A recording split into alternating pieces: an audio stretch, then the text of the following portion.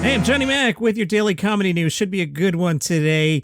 The late night host got in on Rudy Giuliani joining Cameo. Jimmy Fallon said, that's right. He went from being America's mayor to saying, hello, this is Rudy Giuliani. I want to wish D's nuts a happy retirement. Seth Meyers said, Rudy has no idea what he's in for. Right now, a prosecutor in the Southern District of New York is logging on to Cameo and asking Rudy to share the story of the time he went to Ukraine to dig up dirt on a political opponent to interfere in a presidential election.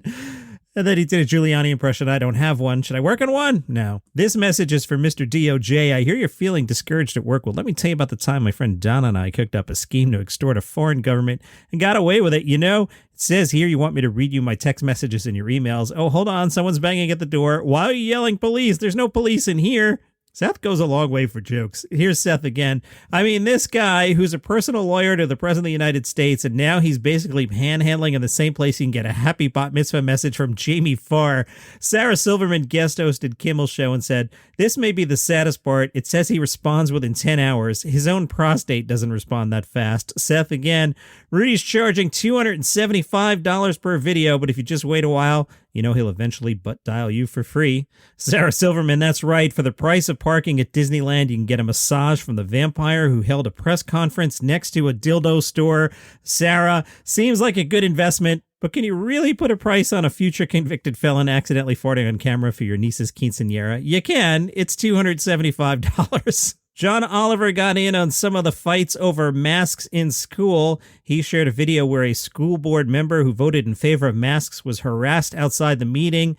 The harasser yelled things like, you can leave freely, but we will find you, and we know who you are, and you will never be allowed in public again. Oliver said, holy crap, it's genuinely hard to imagine a 5-word phrase less welcome than we know who you are, aside from, obviously, new Jeopardy host Mike Richards. Great joke.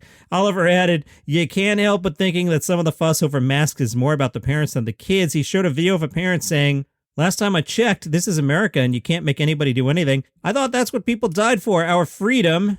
And then the man in the video showed his own child saying, last year he did have to wear a mask, and honestly, he thinks it's cool. I'm not going to lie. He thinks he's a ninja. But I said, son, don't say that when they ask you if you'd like to wear a mask. Oliver said, come on, if your kid happens to like wearing a mask, let him effing wear it. Do you realize how rare it is for a child to want to do something that's a net positive for public health? Kids are normally just moving snot dispensaries that run around coughing on doorknobs and sneezing directly into people's mouths. Louis C.K. is back, baby. He played the Madison Square Garden, and the Hollywood Reporter reviewed it. The disgraced comedian, whose last on-stage appearance in New York garnered protesters, was met with a buzzy audience at MSG during a night of stand-up featuring a wide range of jokes. All right.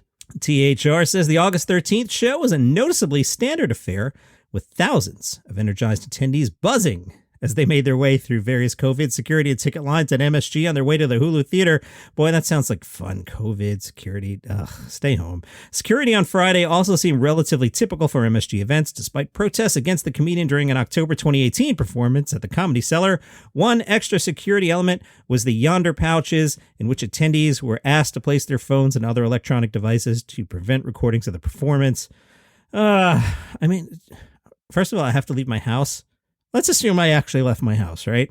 Then you want me to go through COVID checks, and then I can't even bring my phone in. Awful. I don't want to go. The set featured 3 openers, Lynn Coplitz, Jay McBride, and Greer Barnes, whose brief sets covered everything from gaining weight during the pandemic to anti-trans family members to the subtle racism of the scientific naming of bees. Interesting. The comedians took the stage around 30 minutes before CK appeared, walking on after a blackout to a standing ovation, which he was also given at the end of the show. The Hollywood Reporter says CK never directly addressed his sexual misconduct allegations in the hour-long set. At one point, he mused about the responsibility of recognizing with grace when it's your time to die, and at another, he discussed having a plan for life, making choices and finding things going to S-word, or in the case where you get what you want, still not liking it. So when life comes along and just goes F you, that's when life gets interesting. Speaking of interesting, this next sentence, despite never quite saying anything outright, beyond the brightly towering sorry sign that served as his backdrop for the entire show, Hollywood Reporter, could you have told me that 3 paragraphs ago? He stood in front of a big towering sorry sign, and you didn't mention that until now? The set seemingly featured moments of total self-awareness about the cloud hanging over him. Yeah, like the giant sorry sign about the cloud hanging over him and a complete lack thereof. The latter characterized the set's sexualized jokes, which kicked off with the announcement of his favorite sex position before evolving into a semi-lengthy bit about pedophiles, including every man's fear of being seen as a kid effer. Other bits focused on young girls' panties. What is going on here? Having sex with younger women, the desirability of his penis, and hopping in a male stranger's van to perform sexual acts. What? Beyond that, the set covered a number of more timely topics with varying degrees of empathy and maturity, among a wide range of subjects that included the Boy Scouts, grocery shopping in the pandemic, and 9/11, where jokes about last year's social justice protests and efforts to defund the police, pandemic deaths and mask wearing, fat phobia in medicine, as well as a host of LGBTQ issues, including a bit toward the end in which he conflated fluid gender identity with fluid sexuality before dropping a slur. Stuff between all this was material about what his dog is thinking, growing gray hair, and his least favorite scene in Good Will Hunting, which doubled as a meta-conversation about the act of stand-up. Interesting sentence here from The Hollywood Reporter. CK's return to the stage could best be summed up by one attendee's comment as they exited the theater. That comment, that's going to tick off half of his fan base. Sounds like an interesting night, if nothing else. But again, you want me to leave my house and I can't bring my phone. You got a vaccine.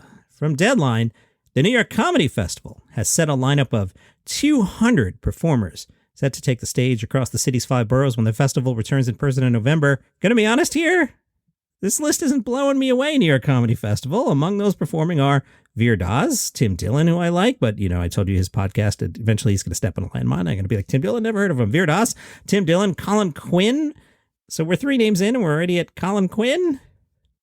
Michelle Wolf, Norm Macdonald, Megan Statler, Ronny Chieng, Nick Kroll, Marc Maron, Brian Regan, Bill Maher, Michelle Buteau. I mean, it's a nice festival, but that's not the all-stars of comedy. That's not Dave Chappelle, Bill Burr, John Mulaney, Like Jon Stewart's getting a better list on September 12th at the Garden. Veer Daz, Tim Dillon, Colin Quinn, Michelle Wolf, Norm Macdonald, Megan Statler, Ronny Chieng, Nick Kroll, Marc Maron, Brian Regan, Bill Maher, Michelle Buteau. All right. We'll see. Maybe they'll announce some more names.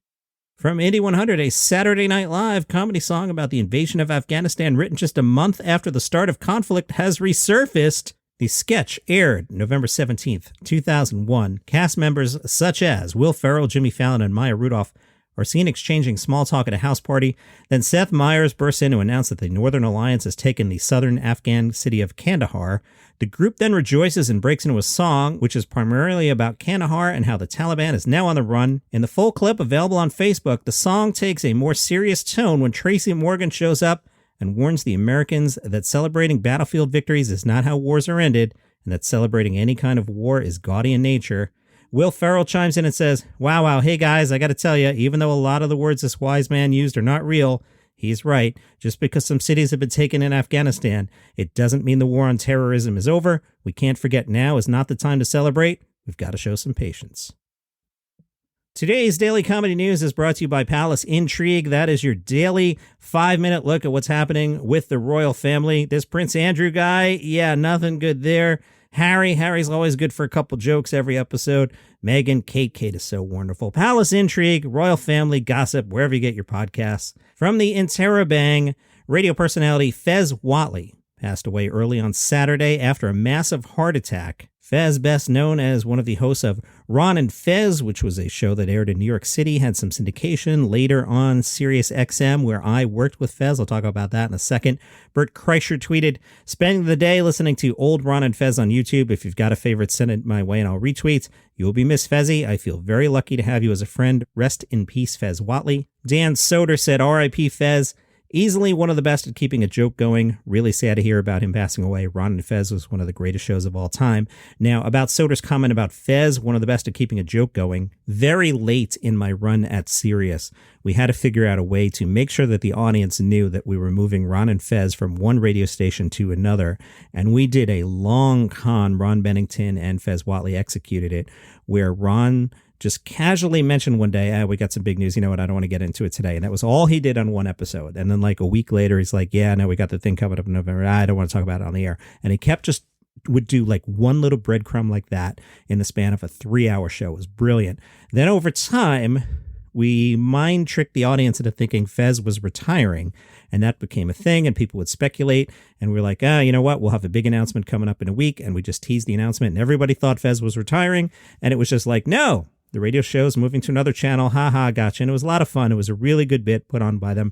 But the way Fez committed to the bit was there would be days where on air you would hear Ron talking about how Fez was not in a right frame of mind and couldn't do the show today. Meanwhile, Fez would be in the studio producing the show, just choosing to stay off mic because he was committed to the bit. Rest in peace, Fez Whatley. And knowing Fez personally, he would want the show to go on and would be all for the awkward segue. So from the AV Club, the South Park guys have bought the Mexican restaurant. Yes, they have bought their beloved childhood restaurant, Casa Bonita. We got to get a food thing going. We got to get the South Park guys versus George Lopez versus Sebastian Maniscalco. Got to make that happen. But if you like Casa Bonita, now it's owned by Matt and Trey. Season 3 of What We Do in the Shadows will premiere this September. FX has announced they've already renewed it for a 4th season. A suit says fans can't seem to get enough of What We Do in the Shadows, and FX is ready to feed that appetite by setting up the series for a 4th season. Thanks, Suit. And that is your comedy news for today. Follow this show on Spotify, Apple Podcasts, Google Podcasts, wherever you get your shows. See you tomorrow.